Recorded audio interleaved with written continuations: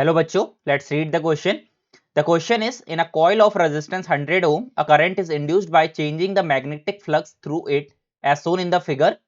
The magnitude of the change in flux through the coil. ठीक है, we have to find the magnitude. Okay, so देखो यहाँ पे हमारे पास एक ग्राफ गिवन है.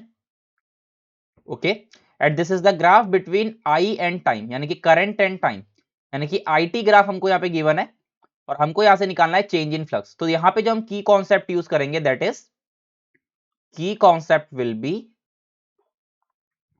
अगर हम चार्ज और चेंज इन फ्लक्स के बीच में अगर एक रिलेशन निकालना चाहें, so charge is equals to, charge induced is equal to change in flux divided by resistance.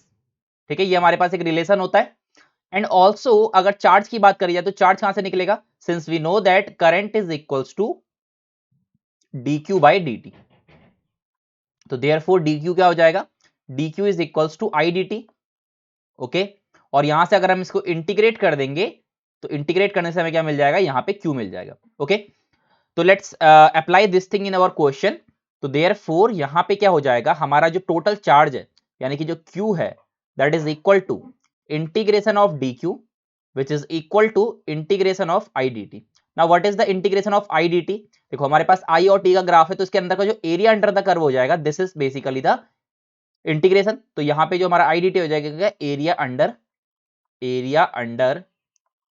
IT graph. तो आईटी ग्राफ के अंदर का जो एरिया होगा दैट इज हाफ.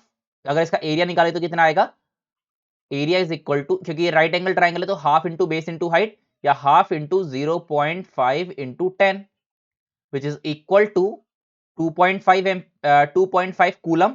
ठीक है, तो यहां से जो हमारे पास जो चार्ज आ जाएगा, ठीक है, तो यहाँ पे एरिया आ गया 2.5.